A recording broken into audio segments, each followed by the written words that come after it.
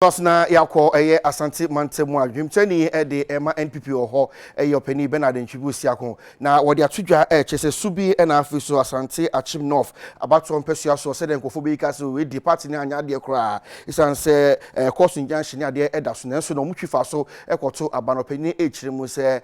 de nkofo we kaka nyanya sa na asem ni tite na nchemu a wode ema no eniem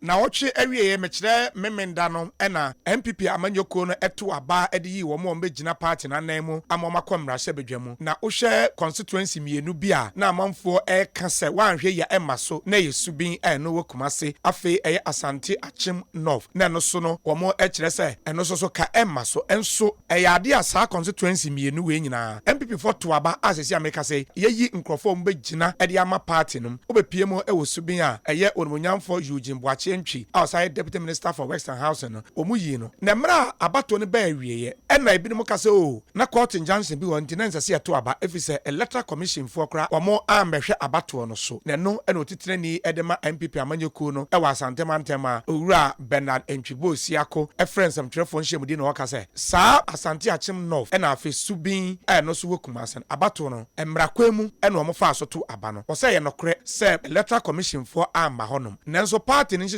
no omo be free electoral commission omo mpeso so omo enfrem nti abato ekoso nyina no eyemra kwemu enti omato aba no obi a wodi nkunim bia wadi obi a wodi nkugu bia so wadi Asante Akyem North nipa mienu ene gina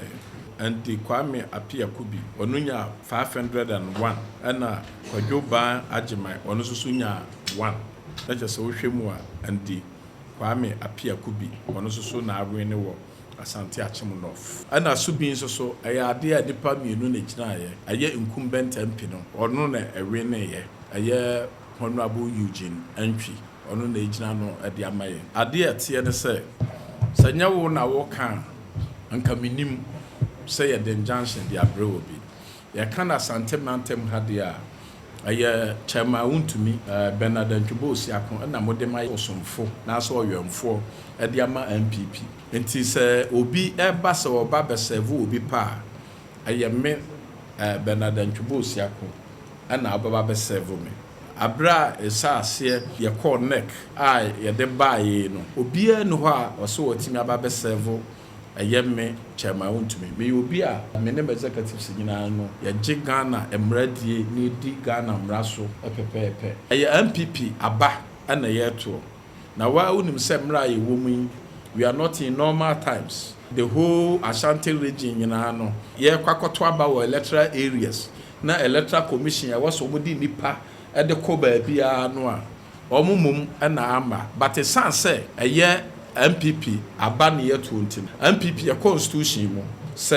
ye kwato aba na isi ama ye betimato we nya national elections MPP elections ntimi gina MPP ye mra ene ya mane so ye constitution so all the 43 constituencies are na omunya ni munyam ewo ya mamre ne ya mane mo ye de to aba ye de to ye nti ade a ya ye no de ade a ya hye ye mra no ya hye ne den nti bibia boni bia nsi